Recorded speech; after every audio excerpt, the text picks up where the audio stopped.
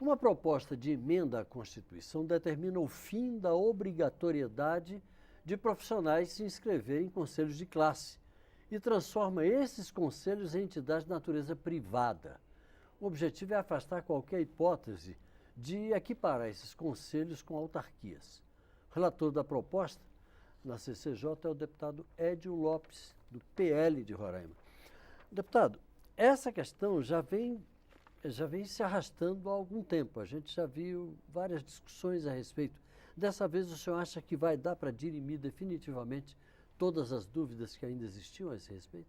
Nós acreditamos que a situação dos conselhos profissionais no Brasil está muito próximo de termos uma legislação que redefinam os papéis destes conselhos na sociedade brasileira. Isto porque o modelo que está aí já não serve ao Estado, já não serve à sociedade, tampouco estão servindo as categorias a eles filiadas. A proposta inicial encaminhada pelo governo federal é uma proposta que eu diria muito dura, né? E isso... Como assim?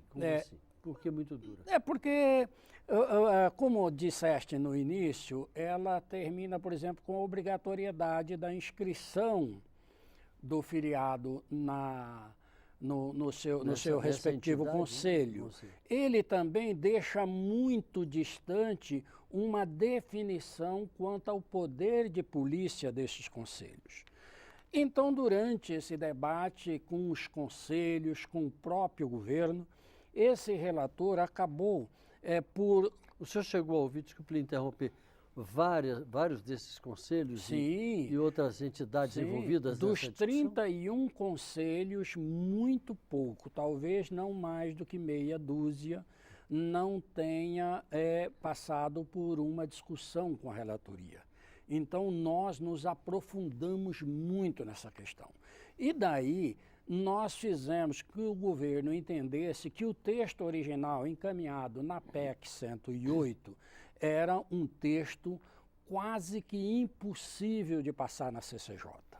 Foi com base nisso que, junto com o governo e com os conselhos, nós elaboramos um segundo texto, que está na fase de coletas de assinatura e no início do próximo ano será pensado a PEC original e aí então teremos um texto mais leve e um texto que contempla a maioria das discordâncias dos conselhos. E aí, qual passa a ser o papel desses conselhos a partir do que o senhor está propondo? Veja bem. O novo texto, ele mantém de forma inquestionável que conselho de profissionais no Brasil são entidades de direito privado. E nunca poderiam ser autarquias, a menos que nós, aqui no Congresso... Não tem nenhuma vinculação com o governo, vinculação direta. Exato. O quê? A autarquia, o seu presidente é nomeado pela administração pública, quase todos pelo presidente da República. Seus servidores são estatutários. A sua receita vai para o Orçamento Geral da União. Nada disso acontece com os atuais. Completamente diferente. Exato. O que aconteceu foi o seguinte, em algum momento alguém aventou que conselho seria autarquia e há até algumas leis que regem esses conselhos que tem lá no texto, dando eles como uma autarquia. E os conselhos se arvoram que pertencem a uma categoria de uma autarquia especial. Mas que autarquia especial é essa que não há uma lei que regula?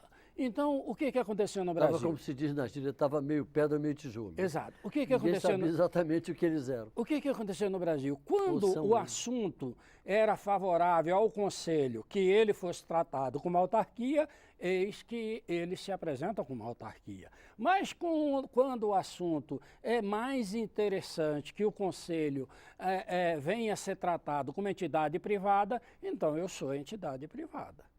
Nessa nova roupagem, vamos dizer assim, nós definimos claramente e não afastamos o poder de polícia dos conselhos, que são essenciais para as atividades dos conselhos. Agora, isso tudo dentro de um balizamento.